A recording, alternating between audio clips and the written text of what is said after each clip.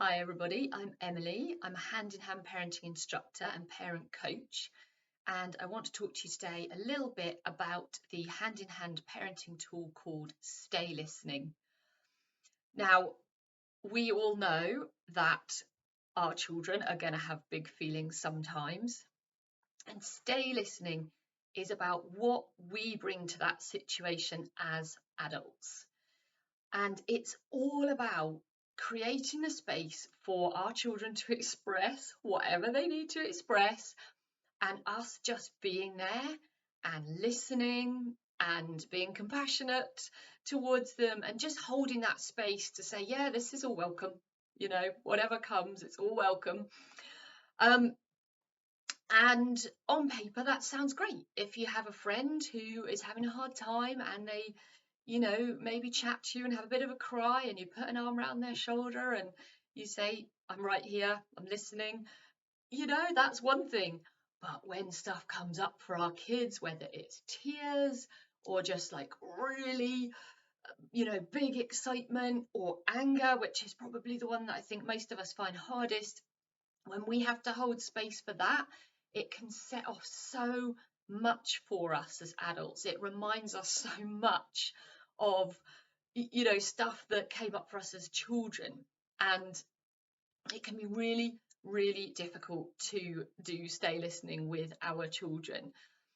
But as we practice, as we travel this path, as we learn more about parenting and how we want to parent and what our children need, and just about ourselves, what's going on for us when big feelings come up for us, for example. As we learn more, we can start to create the capacity in our own systems to hold space for our children without trying to fix it, without getting drawn in, without getting, angry ourselves, whatever it might be, and just being there and allowing, our children to express themselves in the way that they do.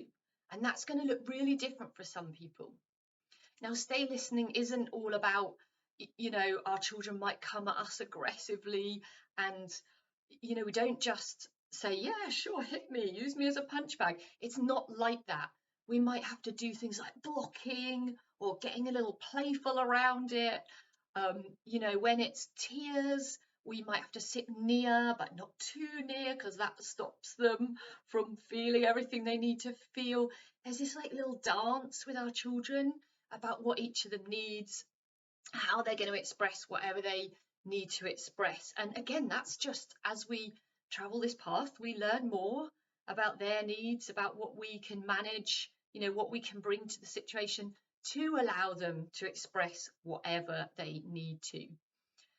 I should think most of us here probably have an awareness that if we aren't allowed to express our feelings, we tend to bottle them up inside, and often that can lead to sort of a big explosion at some point.